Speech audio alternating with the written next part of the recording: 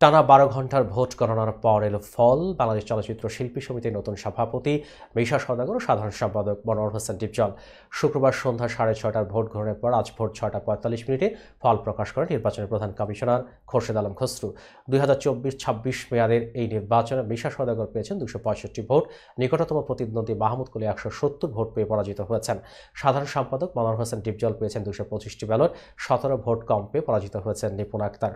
তাৎক্ষণিক প্রতিক্রিয়ায় ডিপজল সবার সঙ্গে কাঁধে কাঁধ মিলে কাজ করার প্রত্যয় ব্যক্ত করেন, বলেন, আমরা সবাই একসঙ্গে কাজ করব, এখানে কোনো ভেদাভেদ নেই।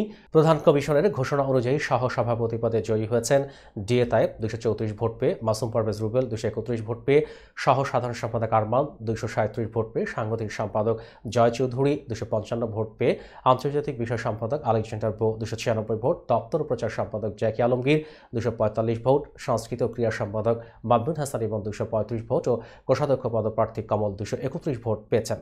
কার্যনির্বাহী সদস্য পদে মিশা ডিপজল পরিষদ থেকে নির্বাচিত হয়েছে ৯ জন। তারা হলেন সুচরিতা, রোজিনা, আলিরাজ, সুব্রত, দিলারা ইয়াসমিন, শাহনুর, নানাশা, রত্না কবির, চুন্নু।